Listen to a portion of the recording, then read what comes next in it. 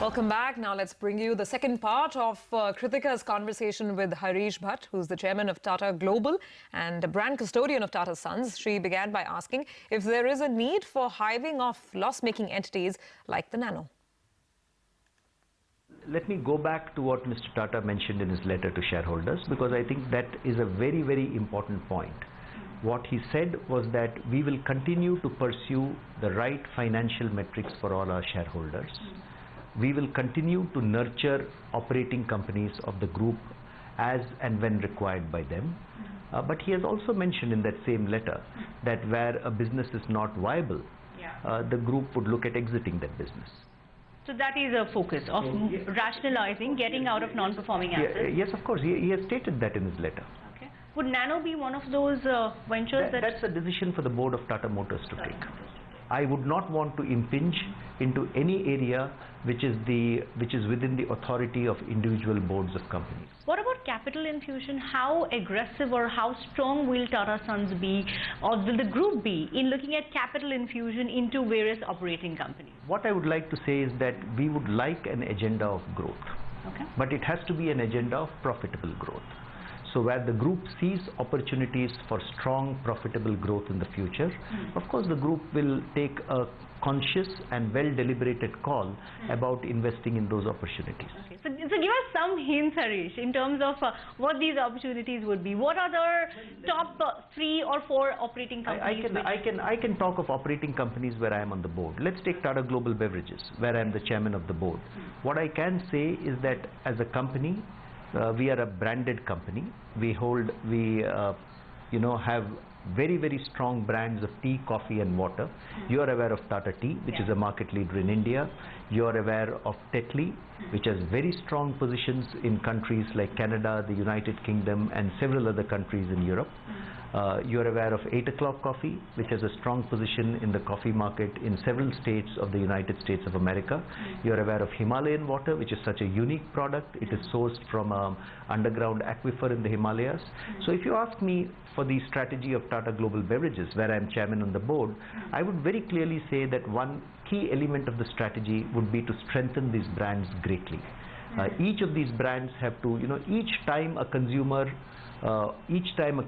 drinks a cup of Tetley tea or Tata tea or 8 o'clock coffee or Himalayan water, it should be a moment of magic in his or her life. And everything that Tata Global Beverages does should be to make millions of those moments of magic to come alive with consumers in their homes, in their offices, at every single location. Now, each operating company of the group similarly would have a broad philosophy and a strategic focus. And they would pursue that relentlessly and with great passion. How big will you go on acquisitions as far as Tata Global Beverages is concerned? What is the kind of scale? Give me a number in terms of scalability that you're looking at, that Tata Global Beverages can look at through inorganic or organic growth, a number as to the growth that you can do. I cannot comment on a specific number in this program. All I would like to say is that Tata Global Beverages is a strong company with strong cash flows, a strong balance sheet. And for future you will look at acquisitions? And Tata Global Beverages has also very clearly said that we will focus on organic growth, we will focus on joint ventures, we will focus on acquisitions. All 3 modes of growth we are very open to within Tata Global Beverages. And similarly, it is up to each operating company and the board of each operating company to take a call on what are the vectors of growth that they will pursue. Okay.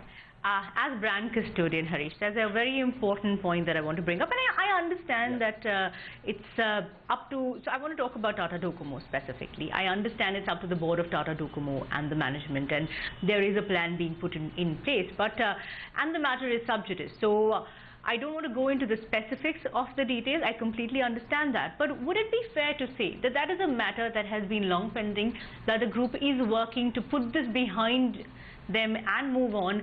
Is there a change in the direction that the conversation with respect to Tata Docomo has taken? Once again, I do not want to comment on a matter which belongs to the specific domain of a company. But if you're asking me, is the matter receiving focus? Yes, of course it is receiving focus. Since you're talking to me as a brand custodian of the Tata Group, I also want to mention here that the Tata brand is a very strong brand because it's trusted. It's trusted by each of our stakeholders.